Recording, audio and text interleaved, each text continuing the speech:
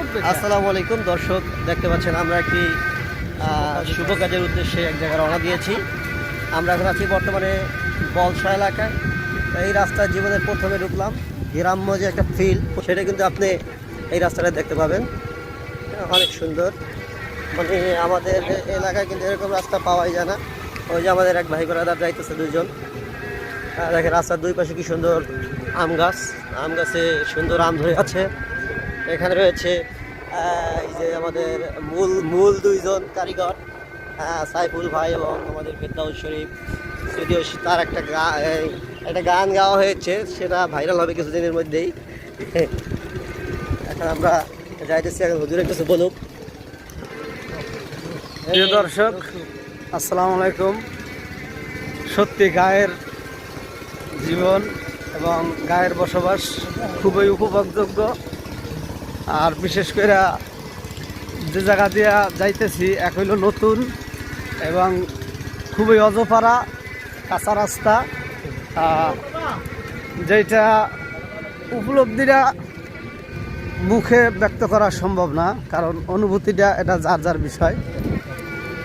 আর সবচেয়ে বড় কথা হলো আমি শৈশবে যে পরিবেশে বড় হয়েছি এর একটা নমুনা বহুত দিন পর, প্রায় আজকে 35-38 বছর পর অনুভব করতেছি। এজন্য নিজেকে খুব সুখী মনে হয় এবং আপনাদেরকে এই কিছুটা সুখীর শেয়ার করার জন্যই আজকে ভিডিওটা করা। খোদা হাফেজ।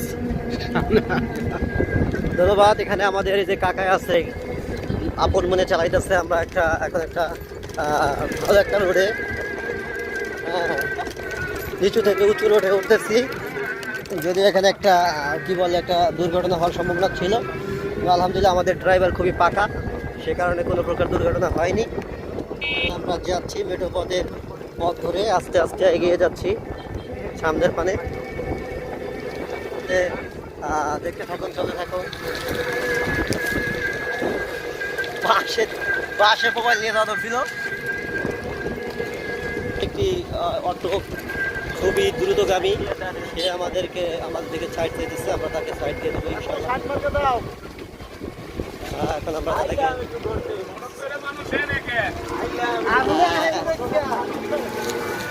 সাইড দিয়ে দিলাম, এখন চলে গেল সেই অটোটা।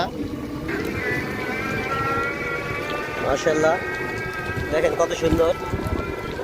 এই যে একটা বাড়ি, সাগর ওপারে বিশাল বিল্ডিং এলা বাড়ি। পেঁপে গাছে পেঁপে ধরছে।